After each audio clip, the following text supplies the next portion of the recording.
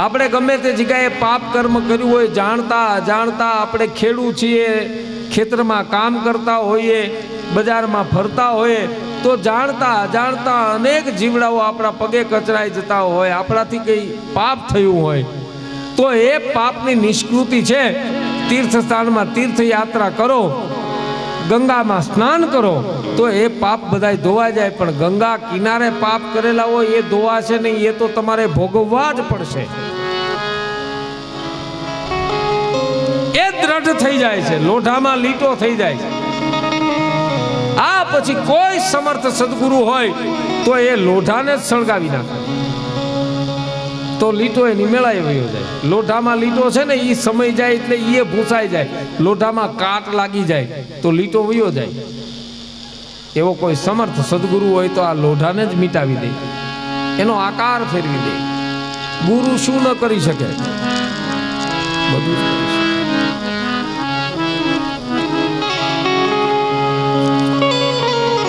અને ભગવાન શિવજી પછી તીર્થ સ્થાનના મહત્વ બતાવે છે બ્રહ્મા અને વિષ્ણુને.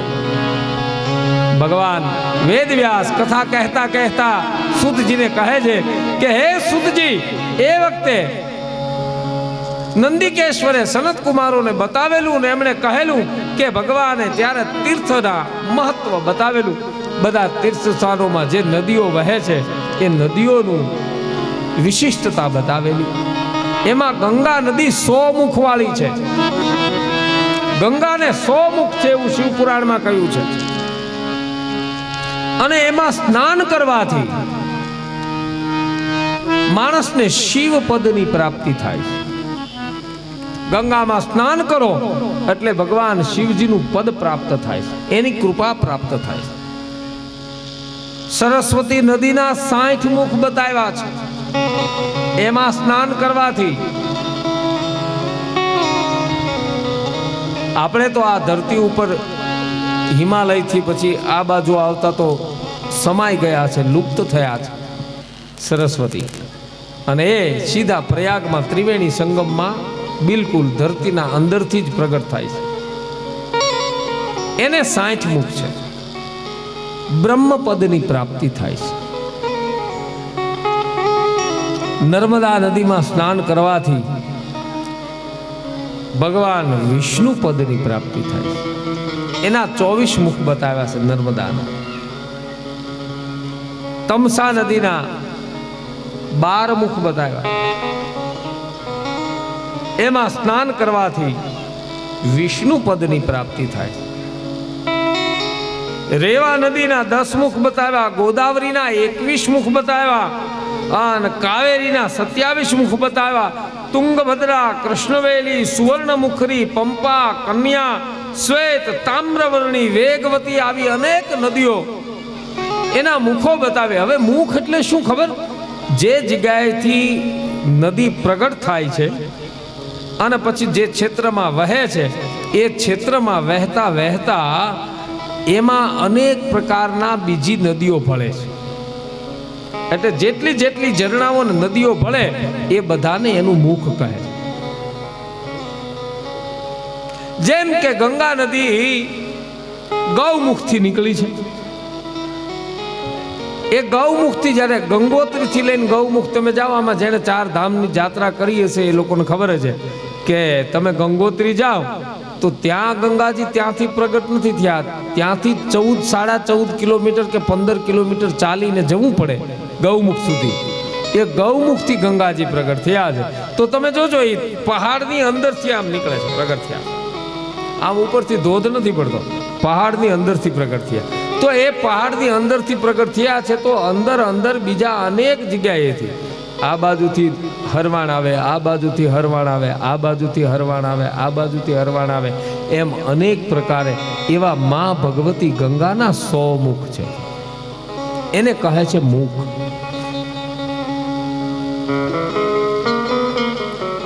એમ તીર્થ સ્થાનનું મહત્વ બતાવ્યું છે. આ તીર્થ સ્થાનમાં ભગવાનના નામનો જપ કરવાથી 1000 ગણું પુણ્ય પ્રાપ્ત થાય છે. 1 રૂપિયાનું દાન કરો એટલે 1000 રૂપિયાનું દાન કર્યું હોય એવું પુણ્ય પ્રાપ્ત થાય છે. શિવ મહાપુરાણમાં દાનનો પણ મહિમા બતાવ્યો છે. શિવ પુરાણમાં તો કહ્યું છે કે માણસે આ જીવાત્માએ પોતાના કમાણીનો 10મો ભાગ દાનમાં આપી દેવો જોઈએ. 1 લાખ રૂપિયા તમે મહિને કમાતા હોય તો એમાંથી 10,000 રૂપિયા દાનમાં આપી દેવા જોઈએ. વર્ષમાં 10 લાખ કમાવ તો 1 લાખ રૂપિયા દાન માટે જુદા કાઢી રાખો. અને જો તમને એમ લાગે કે 1 લાખ રૂપિયા કેમ દાનમાં આપવા, તો 5 લાખ કમાવ, 50,000 જ આપવા પડે.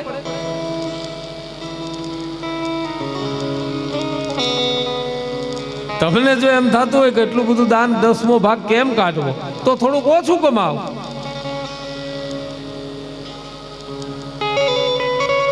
દાનના ઘણા પ્રકારો આપણા શાસ્ત્રોમાં લખ્યા છે. દાન 12 પ્રકારના કયા છે?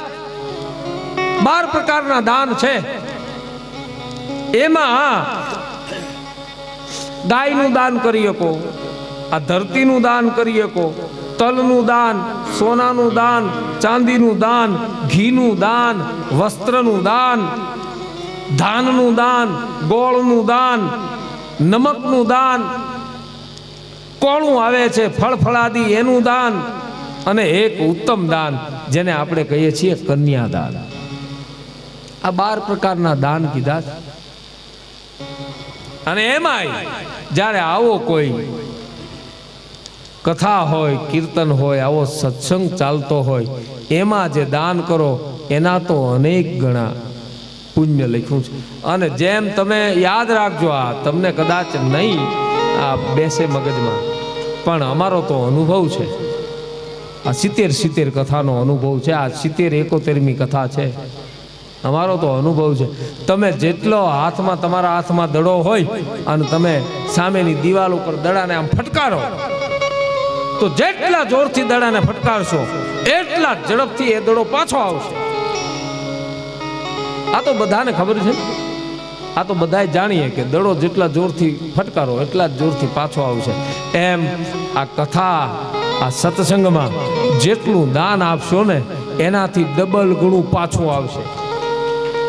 આ નિયમ છે. હા, એક છે કે અહીં ભગવાન આમ મૂર્તિમાંથી આમ ફડાકો થાય ને પછી એમ કે લે આ સોના મોર મેં તને આપી, એવું ન થાય. પણ કઈ રીતે મને તમને ફાયદો થઈ જાય એની ખબર એ ન પડે. પરમાત્મા કરે એ બધું, આપને ખ્યાલ ન આવે, પણ એનું અનેક ગણું કરીને પાછું મારીને તમારી પાસે આવે છે.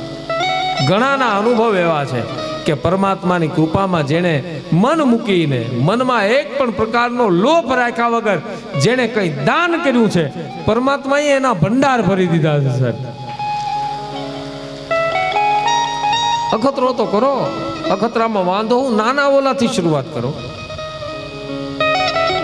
તો આવું જ્યાં સત્કાર્ય થતું હોય, જ્યાં લોકો બબ્બે સમયે જમતા હોય, સવાર ને સાંજ 2 ટાઈમ, અને પ્રેમથી ભોજન જ્યાં ચાલતું હોય, એવા સમયે અન્નનું દાન પણ એક દાન છે. આ કળિયુગમાં અન્નના દાન જેવું બીજું એકેય દાન નહીં. એટલે આવા સમયે કઈ ને કઈ આપવું. આજ મોકો આવ્યો છે ને, આ કથા આવી એટલે હું કહું આપને,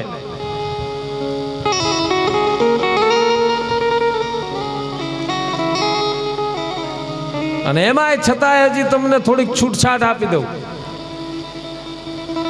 દાનમાં 10મો ભાગ કાઢો, એના 4 ભાગ કરો.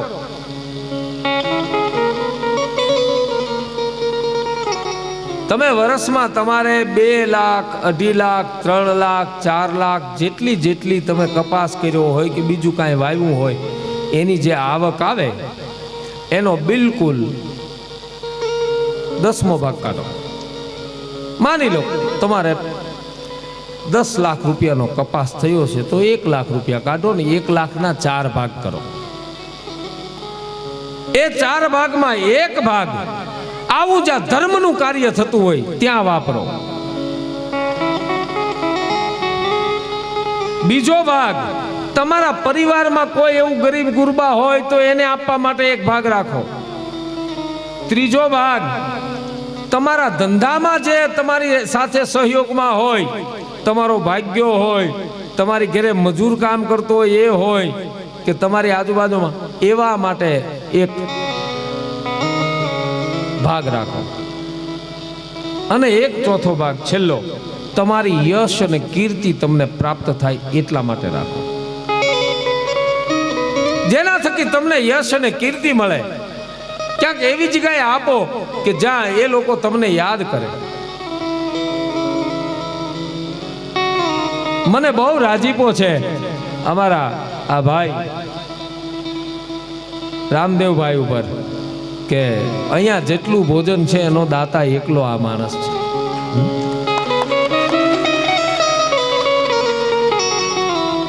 બાપુએ તો કહી દીધું આજુબાજુના ગામડા વાળાને ઘરે તાળા મારીને અહીં વહી આવો, બપોરે આરામ કરવો, સાંજે હુવા જાવું જમી કારવીને પછી.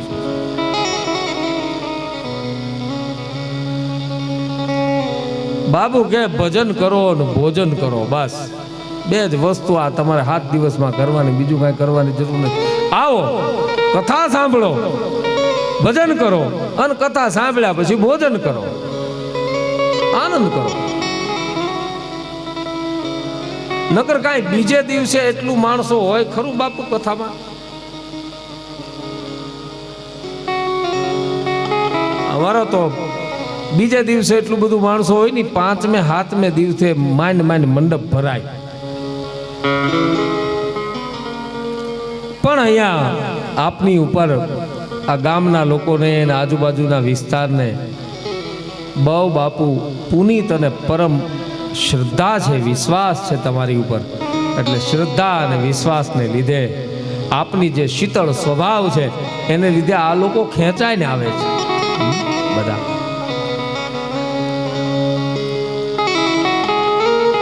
તો આવું જ્યાં સત્કાર્ય થતું હોય, સારું કાર્ય થતું હોય, એ જગ્યાએ આપણાથી જેટલું બને એટલું. કોણ કહે છે કે તમે તમારો ખજાનો લૂંટાવી દો?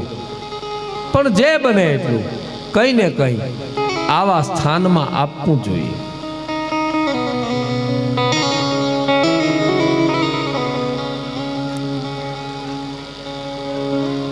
શિવ મહાપુરાણમાં આ વાત બહુ મને ગમે છે, એટલે બધી જ કથાઓમાં બાપુ કયા કરું હું. ધર્માર્થોત ભોગો ભોગાદ વૈરાગ્ય સંભવ ધર્માજિતાર્થ ભોગેન વૈરાગ્ય મુપજાયતે. જ્યાં ધર્મથી ધન કમાયું છે, શિવ મહાપુરાણ કહે છે કે જે ધર્મના આધારે ધન કમાયું છે, શિવ મહાપુરાણ કહે કે એનો તમે ભોગ ભોગવો એની મનાઈ નથી, પણ ધર્મથી કમાયેલું ધન હશે અને એનો ભોગ ભોગવશો, એ ભોગ ભોગવતા ભોગવતા ભોગવતા ભોગવતા ક્યારેક ને ક્યારેક એમાંથી તમને વૈરાગ્ય જાગશે. જો ધર્મથી કમાયેલું ધન હશે તો. પણ વિપરીતાર્થ ભોગેન રાગ એવ પ્રજાયતે ધર્મસ્ય દ્વિવિધ પ્રોક્તો દ્રવ્ય દેહ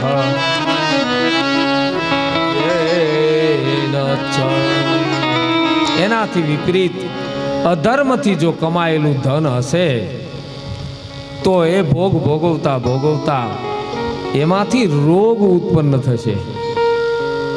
યોગ ઉત્પન્ન નહીં થાય, રોગ ઉત્પન્ન થશે.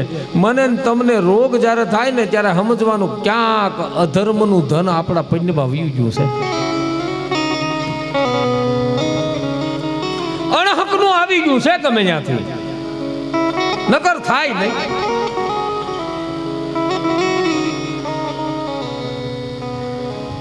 હે ઋષિ મુનિઓ, સુતજી મહારાજ કથા કરતા કરતા કહે છે કે આ ધર્મ 2 પ્રકારના છે. એક ધર્મ દ્રવ્યથી પણ થાય અને એક ધર્મ દેહથી પણ થાય. દેહથી કોઈની સેવા કરો, જપ કરો, પૂજન કરો, અર્ચન કરો, યજ્ઞ કરો, આ દેહથી ધર્મ છે. અને એક ધર્મ દ્રવ્યથી થાય. દાન આપીને, કોઈ એવું કાર્ય થતું હોય તો એમાં કઈ સેવા આપીને એ ધર્મ કરી શકાય. પણ ઘણા ઘણા એટલા બધા લોભિયા હોય, ચમડી જાય પણ દમડી ન જાય સાહેબ. અમે ગળું ફાડી ફાડીને કહીએ તોય શું, એ મહાત્મા તો કહેવાના, એ આ કથાકારો હોય, શાસ્ત્રીઓ તો આ બધા મહાત્માઓ તો કહેવાના અધિકારી છે અને આપણે સાંભળવાના અધિકારી છે. એમ કહીને બુસ્કોટ ખંખેરીને હાલતો થઈ જાય તરત.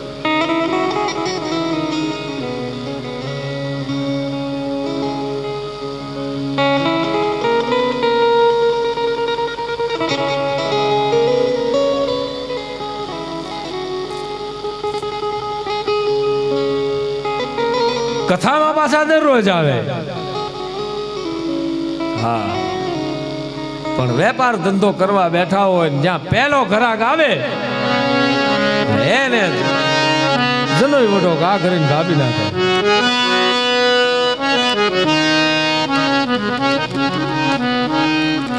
તો હતો એક વેપારી, એ તો વેપારમાં બહુ ધન હરે.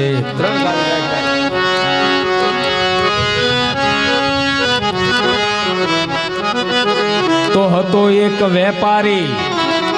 રામ ભગત નું આ એક ગીત છે, તમે કયો તો તમને સંભળાવું. સાંભળવું છે? એ કાંક બોલો બોલો.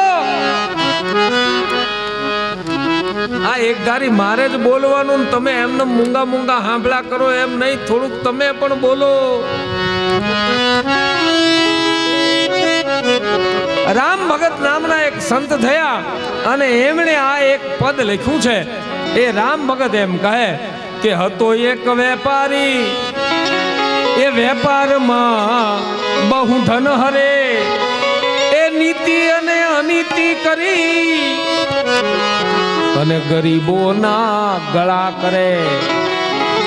તમે જોયો હોય ને કોઈ વેપારી દુકાને પેલા હવારના પોરમાં એની દુકાન ખોલતો હોય ત્યારે જોજો, એ પેલા 5 વખત તો એ તાળાને પગે લાગશે. દુકાન ખોલતો હોય એટલે ચાવી તાળામાં નાખે, એ પેલા 5 વખત આમાં પગે લાગે, પછી ચાવીથી તાળાને ખોલે. તાળાને ખોલે પછી ઓલી હાકળ કાઢવા જાય તો પેલા હાકળને 2 વખત પગે લાગે, પછી હાકળ ખુલે અને પછી બાવણું આમ ખોલવા જાય એટલે પેલા ઉમરે 3-4 વખત પગે લાગે. એ ઉમરે પગે લાગી પછી પોતાના દુકાનમાં પ્રવેશ કરે અને જ્યાં ભગવાનનો નાનો એવો ગોખલ્યો રાખ્યો હોય એમાં જે કાલ હવારે કરેલી અગરબત્તી હોય ને એને અડધી ઓલવી નાખી હોય. અગરબત્તી આમ કરે પણ જ્યાં આરતી પૂરી થાય ને આમ કરી અને પછી જે અગરબત્તી રહી ને એને ભીતે આમ કરીને ઓલવી નાખે, એ કાલ પાછો કરે. આવો લોભીઓ. સુગંધ ધુવાડો ભગવાન કોર જવા દે, સુગંધ પોતે લે. હાની કાની જપાપાની જન્માંતરે કૃતાની સતાની સન્માની ને સંતો પ્રદક્ષિણા આમ કરી અને ધુવાડો ભગવાન, સુગંધ પોતે લે.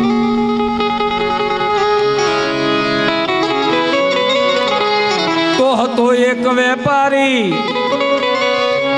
એ વેપારમાં બહુ ધન હરે, એ નીતિ અને અનીતિ કરી વળી પાછો ગરીબોના ગળા કરે.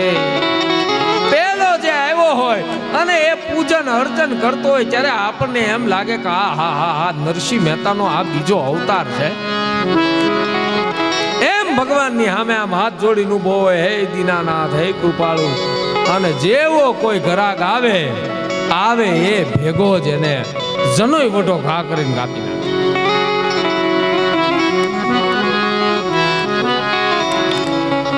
એ નીતિ અને અનીતિ કરી વળી ગરીબોના ગળા કરે. કથામાં વળી પાછો રોજ જાય પણ જ્ઞાન કાંઈ કાને નવ ધરે. એ પછી એની અંતે દુર્ગતિ થાય, એમાં આ શિવ પુરાણ પણ શું કરે.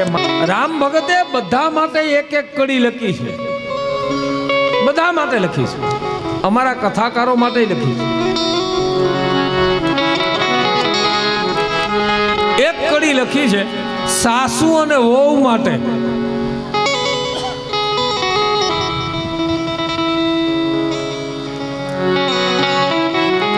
ગાવ સાસુ વહુની વાત છે, પછી મને કહેતા નહીં કે બાપુ શું આ તમે શરૂ કર્યું કથામાં. રામ ભગતે કીધું જેને કાંઈ વાંધો પડે હાહુ વહુમાં તો રામ ભગત પાસે જાવ. તો હતી એક સાસુ ને વહુ, એ તો વાત વાત માં વેર કરે.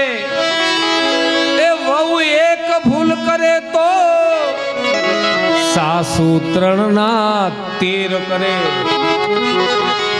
એક ભૂલ બચારી પેલી વહુ થી થાય ત્યાં તો સાસુ. સુરેશ દલાલ એમ કેતા સાસુ અને સોમાસુ ક્યારે વરહે એનું કાંઈ નક્કી નહીં.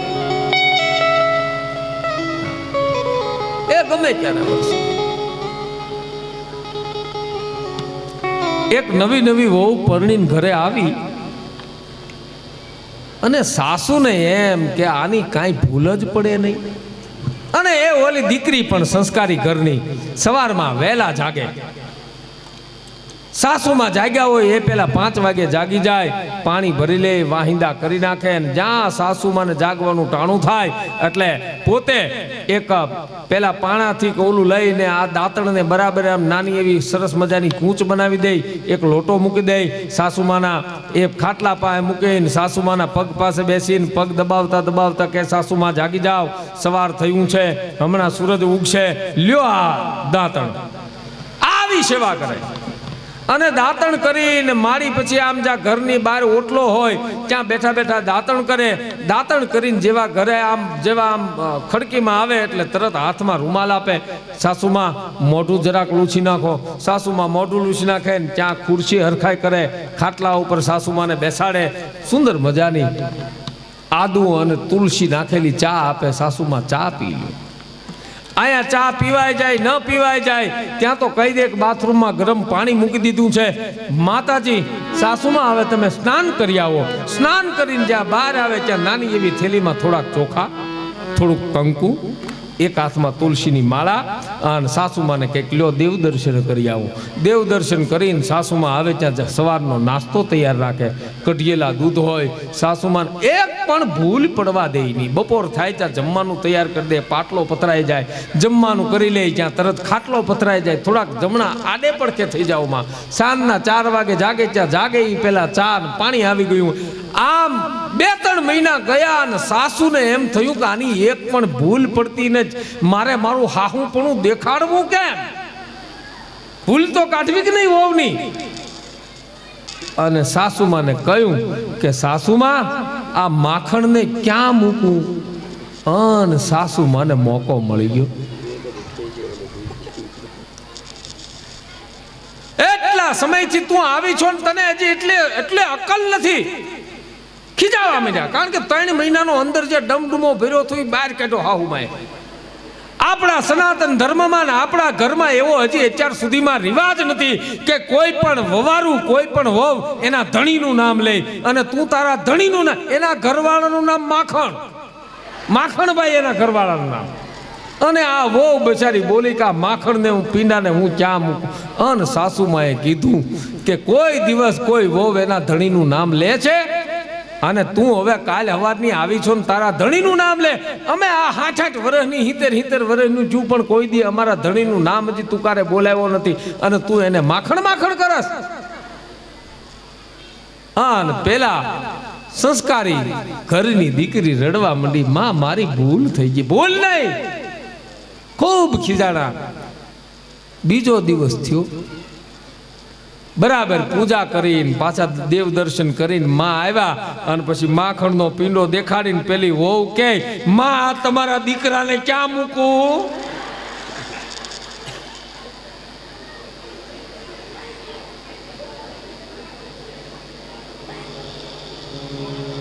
લે ખીજા. તો હતી એક સાસુ ને વહુ, એ તો વાત વાત માં વેલ કરે. એ વહુ એક ભૂલ કરે તો સાસુ ત્રણ ના તેર કરે. આ તો બધી જૂના વખતની વાતો છે હો. હવે તો બધું બદલી ગયું. હવે તો હા હું ધ્રુજે કા કેવી આવશે એમ. હવે તો સાસુને એમ થાય કે ઓ હારા મળે તો હારું. પેલા એવું હતું બધું. મને વાગડમાં પેલા વહુવારું એમ કહેતી, એના મા બાપને, એના દાદાઓને, એના બેનપણીઓને એમ કહેતી કે મને વાગડમાં ના દેજો રે સઈ.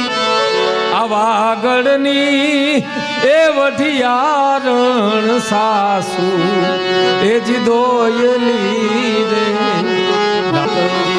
હજી આપણે ગામડાઓમાં તો એવું કાંઈ બહુ છે નહીં, પણ પેલા તો કાંઈ દીકરા ને દીકરીના લગ્ન થતા એટલે એકાબીજા વર કન્યા કાંઈ જોવા જતા નહીં. પછી એક સમય આવ્યો અને એમાં ઓલો મુરચ્યો હોય દીકરીને જોવા જાય.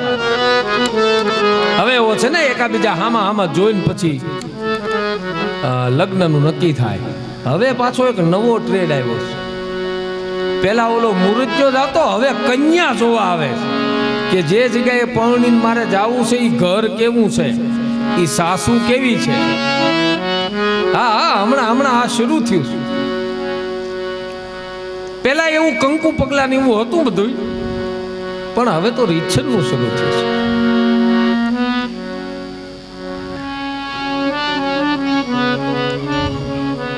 પેલા શું હતું કે વરરાજો હોય એની જન્મ કુંડળી લે, કન્યા હોય એની જન્મ કુંડળી લે, અને એ બે કુંડળી જો મળતી હોય તો પછી લગ્ન નક્કી થાય.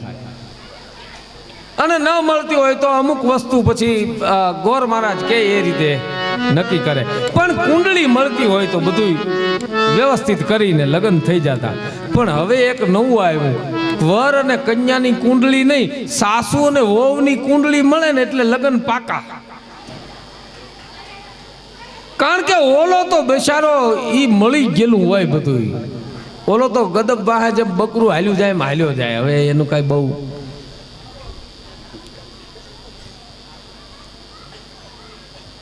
એક જણો કે મારું ઘરમાં હાલે બહુ, એના ભાઈ બંને કે મારું ઘરમાં બહુ હાલે.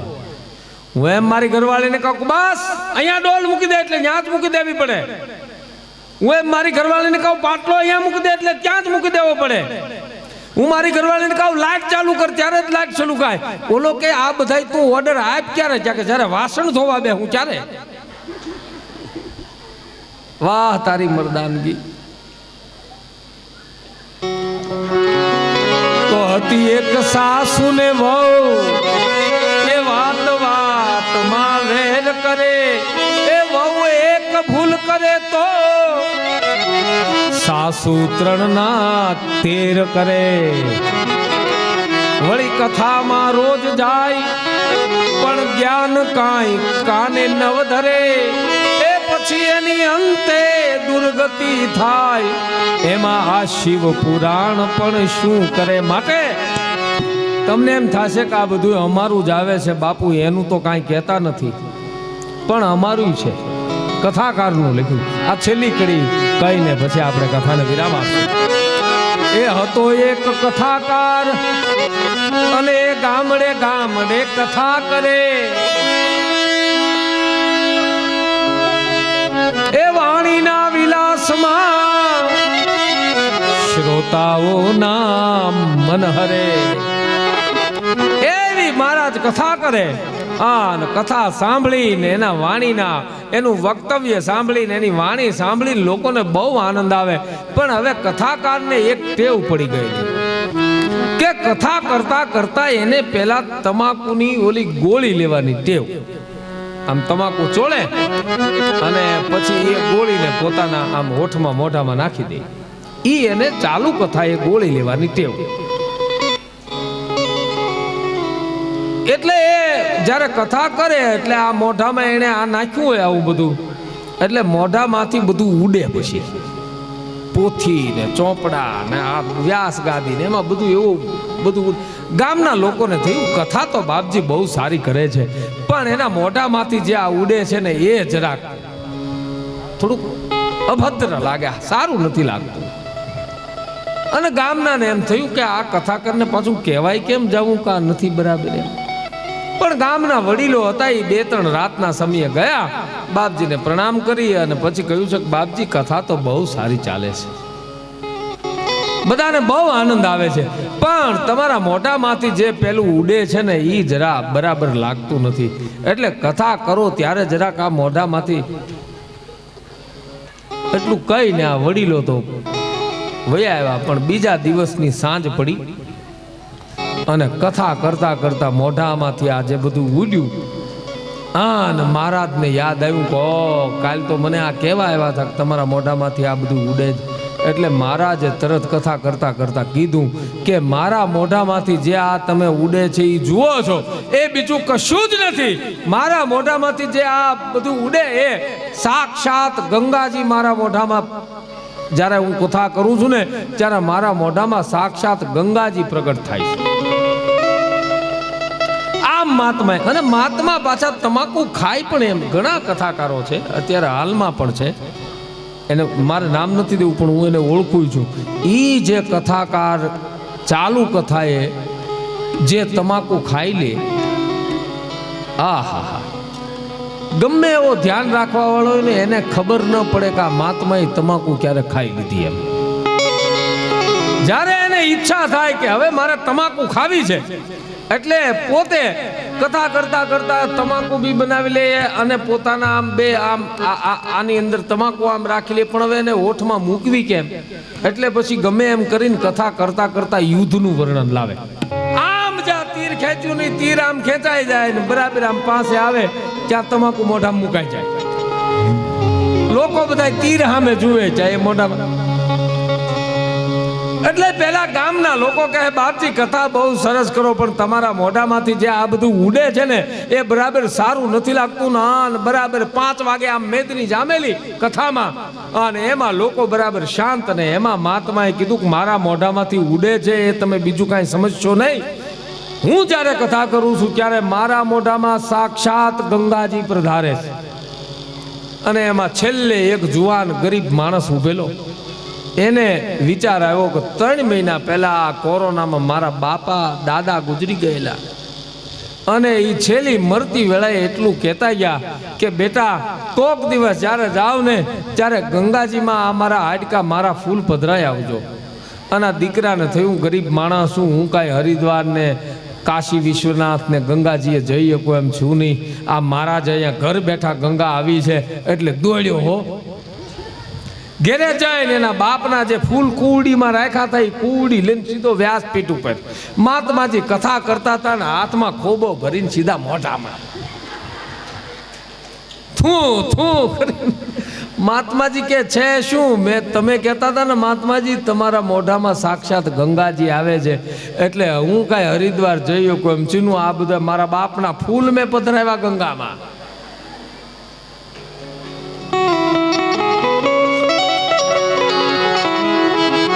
તો હતો એક કથાકાર, એ ગામડે ગામડે કથા કરે, એ વાણીના વિલાસમાં શ્રોતાઓના મન હરે, અને બીજાને દે છે જ્ઞાન, પોતે કાને નવ ધરે. એ પછી એની અંતે દુર્ગતિ થાય, એમાં શિવ પુરાણ પણ શું કરે. માટે બોલીએ કાલેશ્વર મહાદેવ કી જય, ખોડિયાર માત કી જય, રામચંદ્ર ભગવાન કી જય, કૃષ્ણ કનૈયા લાલ કી જય, હનુમાન મહારાજ કી જય, સદગુરુ દેવ કી જય. પ્રેમ से बोलो नमः पार्वती पुराणनी करो आरती, शिव पुराणनी उमा महेशनी से वारे वाला, उमा महेशनी से वारे वाला, ए हाथ त्रिशूल और डमरू बिराजे, हाथ त्रिशूल और डमरू बिराजे, पार्वती पति वारे वाला, આરતી રે વારે વાલા શિવ પુરાણની કરું આરતી શિવ પુરાણની કરું આરતી શિવ મહાપુરાણ સે સુખકારી શિવ મહાપુરાણ સે સુખકારી એ કરું હું નિશ દિન સે વારે વાલા કરું નિશ દિન સે વારે વાલા શિવ પુરાણની કરું આરતી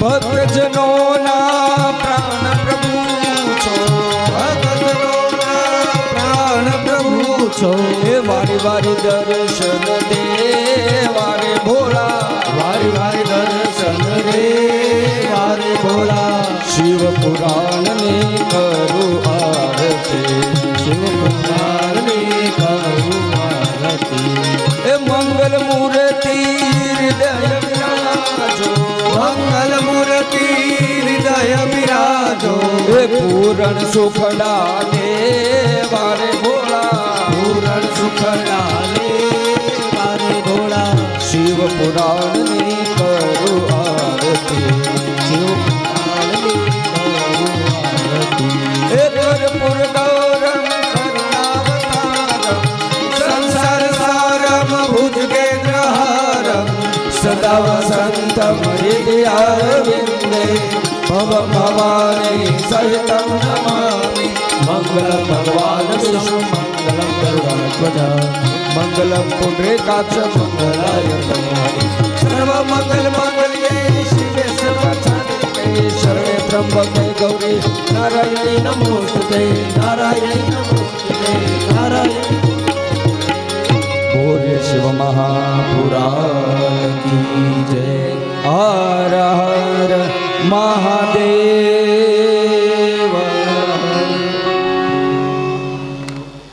દીક્ષણામ પદે પદે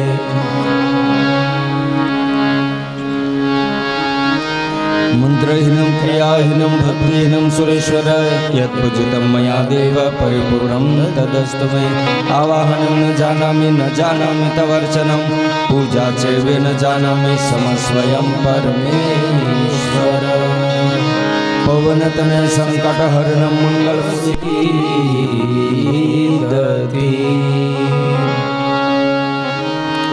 નમોસ્તુતે વ્યાસ વિશાલ બોધે ફુલ્લાર વિંદા યત પત્ર નેત્ર એન ત્વયા ભારત તેલ પૂર્ણે પ્રજ્વાલિતો જ્ઞાનમય પ્રદીપ બોલ્ય વેદવ્યાસ ભગવાન કી જય. ત્યારે ભગવાન રામ કહે કે જામવંત, કદાચ રાવણ જો મારા શરણે આવી જાય તો એ લંકાનો અધિપતિ ભલે લે, પણ આને મેં લંકાનો રાજા બનાવ્યો છે ને, એને હું મારું અયોધ્યા આપી દઉં.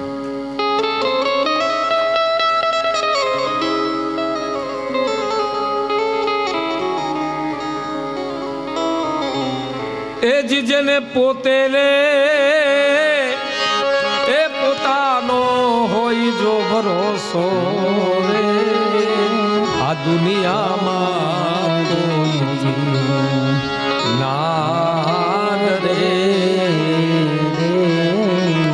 જેને પોતાના ભુજદંડ ઉપર, તાકાત ઉપર, પોતાના ઉપર જો વિશ્વાસ હોય, એ રાણા પ્રતાપ પાસે બહુ જાજી ફોજ હતી ની, 5000 કે 8000 જ તે સિસોદિયા રાજપૂતો રાણાની હારે હતા, મહારાણા પ્રતાપ હારે. આન 50,000 ની ફોજ લઈને માનસી અને બહેરામ હલ્દી ઘાટીના યુદ્ધમાં,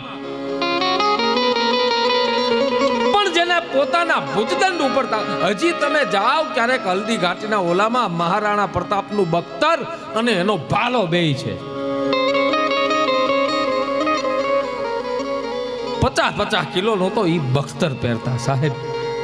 એ મહાપુરુષને પોતાના ભુજદંડ ઉપર, પોતાની તાકાત ઉપર કેટલો ભરોસો હશે.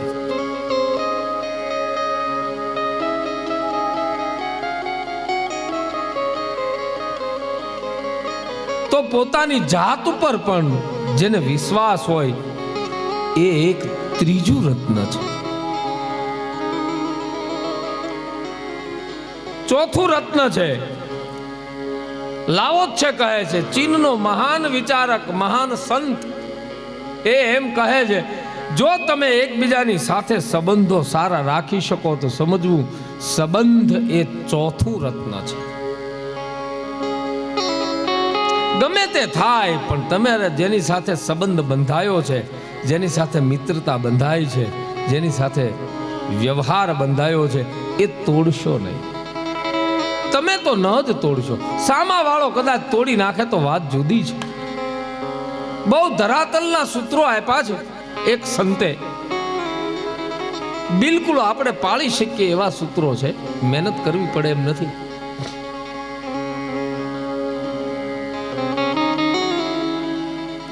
સંબંધોને જો સારા રાખવા હોય તો એક કામ લાવો છે એ કીધું છે કે તમારા કરતા તમારો સંબંધ જેની સાથે જોડાયો છે, પછી ચાહે મિત્ર હોય, ચાહે ગામનો પડોશી હોય, એની સાથે સારા સંબંધો બંધાયા હોય તો તમારી કરતા વધારે કાળજી તમે એની રાખો, સંબંધ નહીં બગડે. તો આ પણ એક રત્ન છે.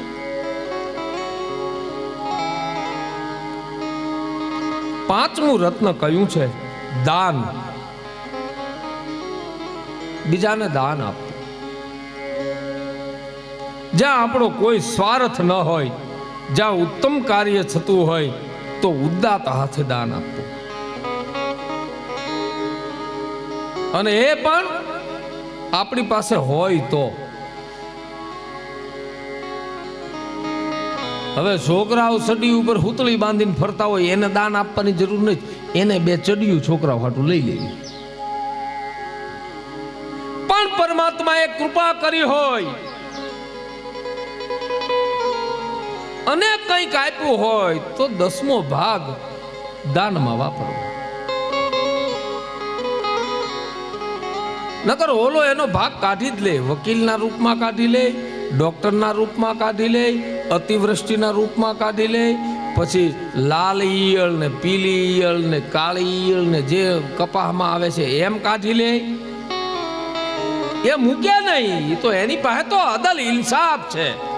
હા, એની પાસે એ છેતરે નહીં, છેતરાય ના, અબજો નો આડતીઓ દિશે.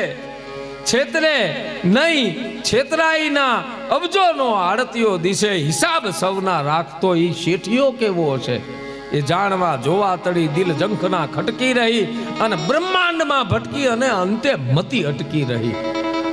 આ પૃથ્વી તણો પીંડો કર્યો એ રજલાવતો ક્યાંથી હશે અને જગચાક ફેરવનાર એ કુંભાર બેઠો ક્યાં હશે. છેતરે નહીં, છેતરાય ના અને અબજોનો આડતી, એની પાસે તો બધાય લેખા જોખા છે સાહેબ. નહીતર તો માણસની પૂરી તૈયારી છે પરમાત્માને છેતરવાની.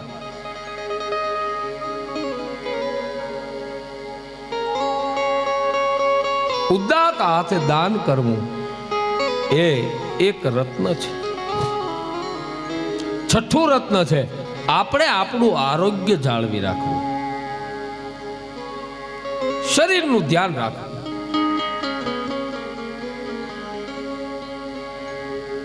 બહુ તોડી પણ નહીં નાખવાનું, હાવ આરામમાં પણ નહીં, એને થોડી મહેનત પણ કરાવવી.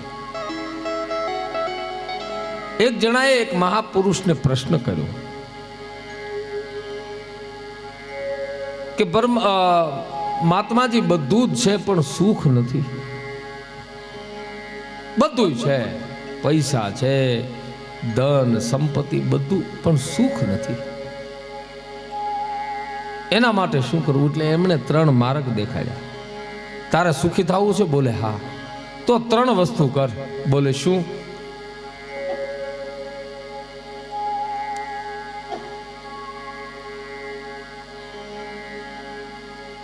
બોલે કરીશ? બોલે હા. મહાત્માજી આપ કહો એટલે કરું જ ને. અને પાછું થઈ શકે એવું. એટલે મહાત્માએ કીધું કે એક કામ કર, તારે જો સુખી થવું હોય તો એક મન મોટું રાખ, મનને બહુ વિશાળ મોટું રાખો. બીજું તન મધ્યમ રાખો, શરીર મધ્યમ, બહુ જાડું નહીં અને પાછું આમ વાહડા જેવું હાવ હોટી જેવું પાતળું નહીં. શરીર મધ્યમ, મન મોટું, શરીર મધ્યમ અને ધન ઓછું. હવે ઈ તો કેમ ફાવે? ઓછું ધન કરવાનું. ધન વધ્યું ને એટલે મારીને તમારી શાંતિ આપણી, બીજા કોઈ સુખ આપણું બીજું કોઈ લઈ જ નથી જાતું. આપણે જ દુઃખ ઊભા કરીએ છીએ એટલે આપણું સુખ જતું રહે છે.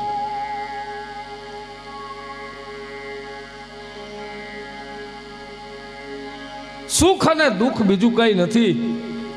સુખ અને દુઃખ, દુઃખનો અભાવ એ સુખ છે અને સુખનો અભાવ એ દુઃખ છે.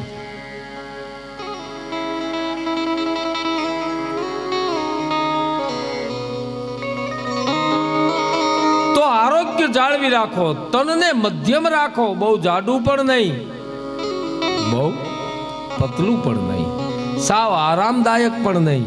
થોડીક મહેનત કરો. ગામડાના લોકોના બધાના શરીર કસાયેલા છે. શું કામ? મહેનત કશ છે. ખેતરે જશે, વાવશે, ખેતી કરશે, મહેનત કરશે, એટલે શરીર બહુ એના મધ્યમ છે, બહુ જાડા નહીં, બહુ પાતળા નહીં. તો આરોગ્ય એ પણ એક રત્ન છે, જેનું આરોગ્ય સારું.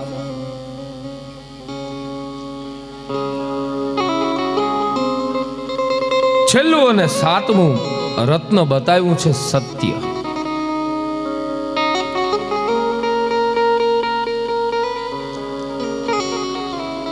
સત્ય બોલો એ એક રત્ન છે.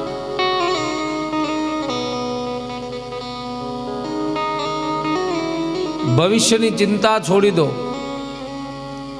ભૂતકાળને ભૂલી જાઓ અને વર્તમાન કાળમાં જે વસ્તુ છે એની સાથે ચાલો. એટલે તમે સત્યમાં ચાલો. આપણે ખોટું બોલવાનું મોટા ભાગે થાય છે, કાં તો ભવિષ્યની ચિંતાથી ખોટું બોલીએ છીએ અને કાં ભૂતકાળને વાગોળતા વાગોળતા ખોટું બોલીએ છીએ. જે વર્તમાનમાં રહેતો હશે, આ તમને સમજાય તો બહુ સારી વસ્તુ, ન સમજાય તો કાંઈ વાંધો નહીં. આ હાથે હાથ રત્નો મને પાછા આપી દેજો. અમને તો ઘણી જગ્યાએ મળી જશે એના ખરીદનાર. પણ છે અદ્ભુત, લાવો છો એ બહુ સારી વાત કરી છે. મૂન તમે આ બધું પાળી શકીએ એવું છે. એટલે માફી, ઉપકાર, વિશ્વાસ, પરસ્પર સારા સંબંધો રાખો, દાન કરો. છઠ્ઠું, તમારું આરોગ્ય જાળવો, બીજાના આરોગ્યની ચિંતા રાખો. હા, અને પછી છેલ્લે સત્યનું પાલન કરો.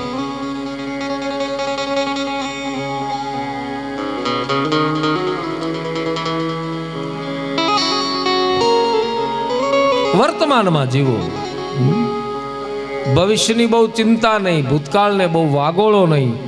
ભવિષ્ય, આ કોરોના આવ્યો પછી બધું મને તમને સમજાવા લાગ્યું કે પૈસો ને સંપત્તિ ને પરિવાર ને દીકરો ને બાપ ને માન એ બધાય કાંઈ આપણા સંગાતી નથી. આ કોરોનાએ બહુ સારું દેખાડી દીધું આપણને, આંખો ખોલાવી નાખી કોરોનાએ. સગો બાપ હોય તો પાસે જઈએ કે નહીં, દીકરાને કોરોના થયો હોય, પતિ પત્ની કોઈ દિવસ જુદા જ પડે નહીં, હારો હારે જ બધે જાતા હોય, પણ કોરોના થયો હોય તો આમ લાકડીથી ઠેબો મારીને થાળી આપે, લે આ જમી લેજે.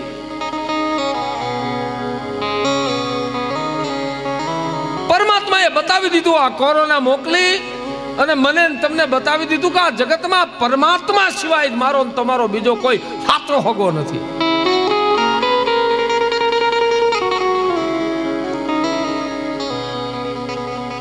સત્ય બતાવી દીધું પરમાત્માએ મને.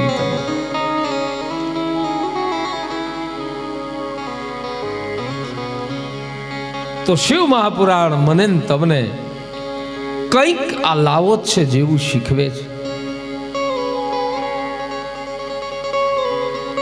જો યાદ રહે તો.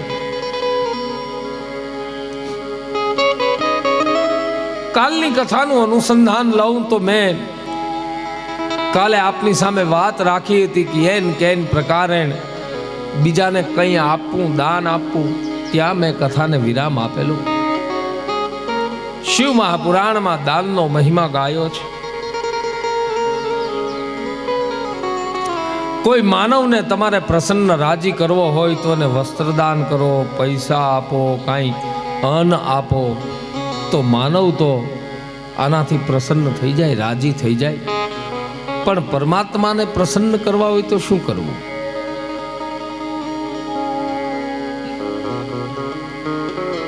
એને શું આપવું, એને કઈ રીતે? તો એના માટેની યજ્ઞની વાત શિવ મહાપુરાણમાં બતાવી છે. અગ્નિ યજ્ઞ કરો. યજ્ઞમાં આપણે આહુતિ આપીએ અને જે તે દેવને ઉદ્દેશીને એ આહુતિ આપી હોય એ આહુતિ જે તે દેવને પહોંચે છે.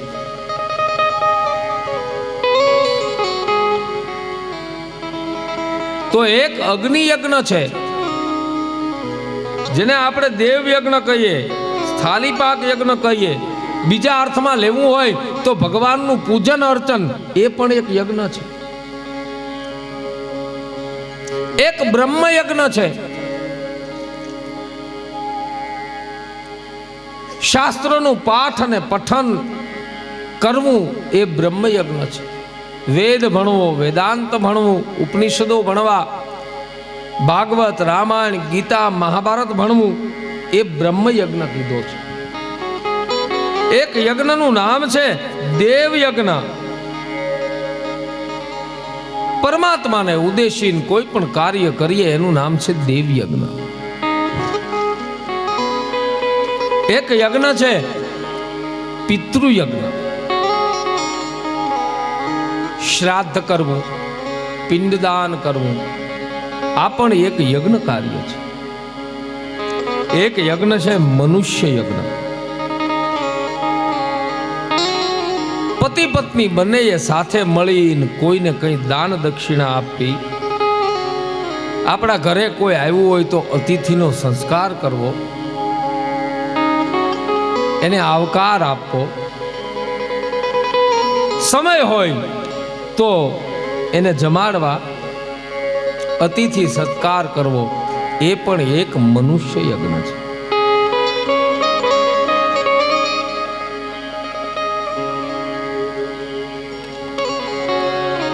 કોઈ પણ ઘરે આવે અને તમે આવકાર આપો એટલે સમજવાનું તમે આ મનુષ્ય યજ્ઞ કરો, એ યજ્ઞ કાર્ય છે. તો અતિથિનો સત્કાર કરવો એ પણ એક યજ્ઞ છે જેનું નામ શિવ મહાપુરાણ કહે છે એ છે મનુષ્ય યજ્ઞ.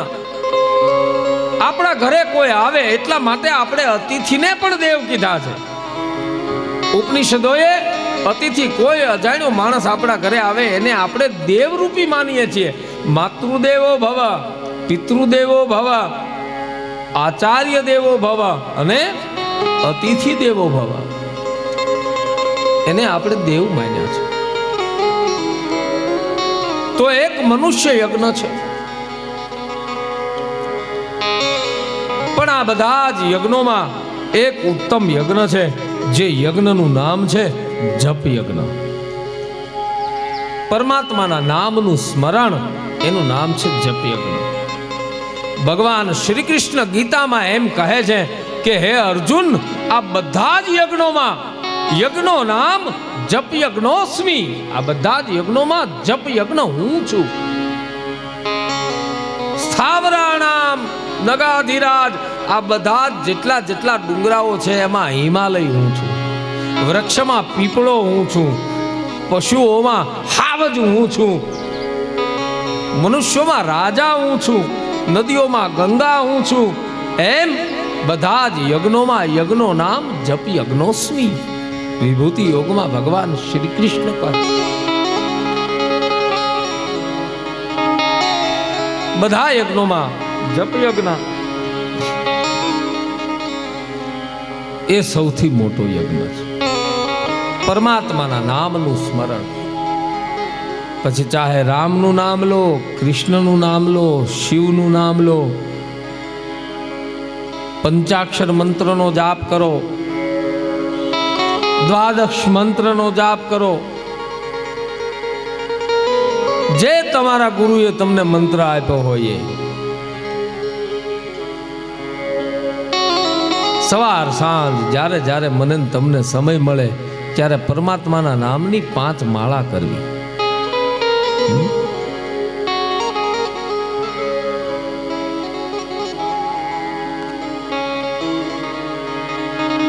પણ હવે તો આ બધા એવું નક્કી કરી લીધું છે, એરું ને અડવો, પણ માળા અને મા બાપના ચરણને ન સ્પર્શ કરવો.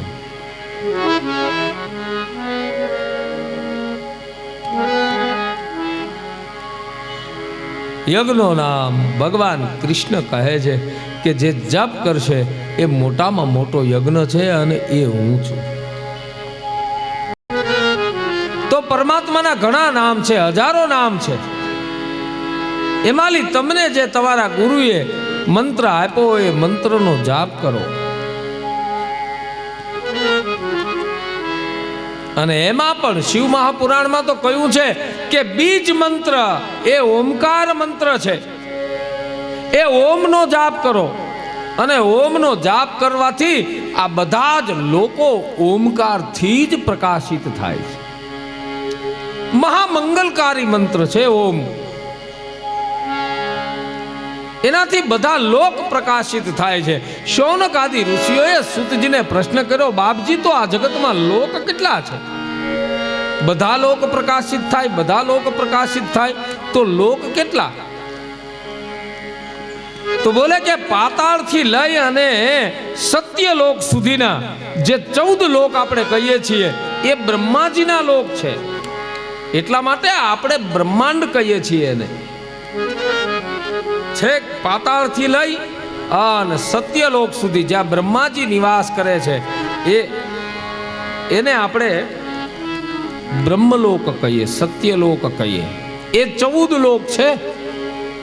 7 પાતાળ નીચે, પછી આપણે વચ્ચે અને આપણી ઉપર બીજા 6, એટલે કુલ 14 લોક જે કયા છે એ બ્રહ્માના લોક છે. શિવ મહાપુરાણમાં ગણતરી બતાવી છે એ સત્યલોક પછી પણ બીજા 14 લોક છે. એ ભગવાન વિષ્ણુના લોક છે.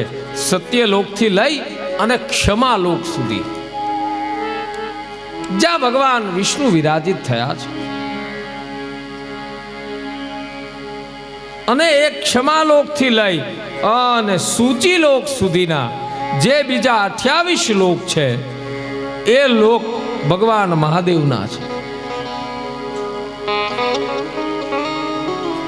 અને એમાં 56 લોક થયા, 14 બ્રહ્માના, 14 વિષ્ણુના અને 28 ભગવાન મહાદેવના, એમ કુલ 56 લોક થયા. એ 56 લોકની ઉપર ભગવાન મહાદેવનું એક ચક્ર ફરે છે જેને ચક્રેશ્વર મહાદેવ કહે છે. શિવ મહાપુરાણમાં આવી બધી ગણતરી બતાવી છે, જેને આપણે કાળ ચક્ર કહીએ છીએ. એ કાળના દેવતા છે યમરાજ. એ યમરાજ અધર્મરૂપી પાડા ઉપર બેસી અને મને તમને બધાને કાળ સાથે, મૃત્યુ સાથે જોડે છે.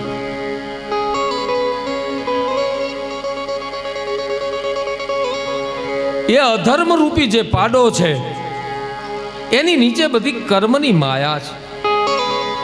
એની નીચે નાશવંત ભોગ છે. એની નીચે આપણે બધા સાંસારિક જીવ રહીએ છીએ. અને એ નાસ્તિકતા રૂપી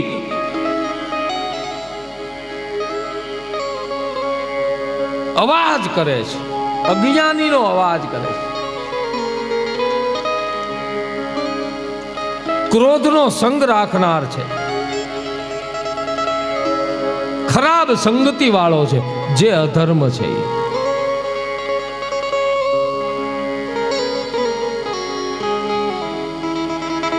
એટલે અધર્મને પાડાનું રૂપ આપ્યું છે.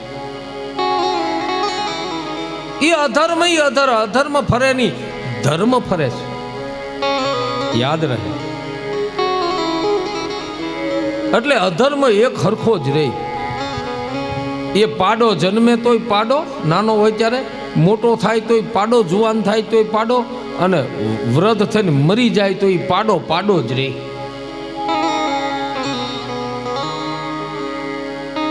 વાછડો હોય તો નાનો હોય ત્યારે વાછડો, મોટો થાય ત્યારે વળી બળદ, ને પછી એમ પરિવર્તન આવે. પણ આમાં કોઈ પરિવર્તન જ નહીં. નાસ્તિકતા રૂપી લક્ષ્મી નો સંગ કરવા વાળો છે, ક્રોધી છે, કાળપ વાળો છે. એની નીચે કર્મની માયા છે. જ્યારે એની ઉપર બિરાજમાન ધર્મરાજ, યમરાજ એ જ્ઞાનની માયા વાળા છે. અહીંયા અધર્મરૂપી પાડો અને ધર્મરૂપી વૃષભ બળદ એ બંનેનું વર્ણન શિવ મહાપુરાણમાં આવ્યું છે. આ અધર્મરૂપી પાડાને પણ 4 પગ છે. એ 4 પગ ઉપર રહે છે. અસત્ય, અપવિત્રતા, હિંસા અને નિર્દયતા આ અધર્મના 4 પાયા છે. જ્યાં બિલકુલ નિર્દયતા હોય સમજવાનું અધર્મ છે. જ્યાં બહુ હિંસા થતી હોય સમજવાનું ત્યાં અધર્મ છે. જ્યાં અપવિત્રતા હોય અધર્મ છે. અને જ્યાં સતત અસત્ય જ ચાલતું હોય સમજવાનું એ અધર્મ છે.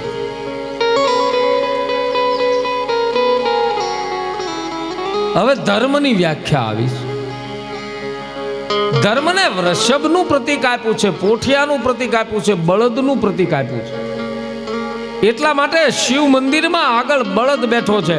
બળદ એ ભગવાન શિવજીનું વાહન છે. આપણે એને પ્રતીક આપ્યું છે. પણ વાહન કયું છે? મારો મહાદેવ બેસે છે કોની માં છે? ધર્મ ઉપર બેસે છે, અધર્મ ઉપર નહીં. એની સવારી ધર્મની છે. શિવજી એને જ મળે છે જે ધર્મનું આચરણ કરતો હોય. એ ધર્મના 4 પાયા છે, 4 પગ છે. સત્ય, તપ, દાન અને અહિંસા આ 4 પાયા ઉપર ધર્મ ટક્યો છે. ભાગવતમાં એક દ્રષ્ટાંત આવે છે કે નારદજી ફરતા ફરતા પૃથ્વી ઉપર ગયા. એમાં બળદને 1 પગે જોયો. એટલે નારદજીએ બળદને 1 પગે જોયો એટલે પૂછ્યું, તું કેમ 1 પગે છો? તો કે હવે કળિયુગ આવી ગયો છે, મારા 3 પગ કપાઈ ગયા છે, 1 પગે ઊભો છું. માણસમાંથી સત્ય જતું રહ્યું, માણસમાંથી અહિંસા જતી રહી, માણસમાંથી તપ જતું રહ્યું. હવે 1 પગ ઉપર ઊભો છું. 1 વસ્તુ જ રહી છે અને એ રહી છે દાન. સત્યનું પાલન કરવાનું માણસ ભૂલી ગયો.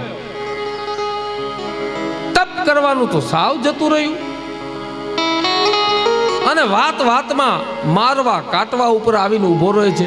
હિંસા કરવા, હિંસા એટલે બીજાને મારો એ જ હિંસા નહીં. કોકને કડવું વેણ કોને એ પણ હિંસા છે. એ માનસિક હિંસા છે. ટોનમાં બોલો ને એ પણ માનસિક હિંસા છે. ઘણા ટોનમાં નથી બોલતા.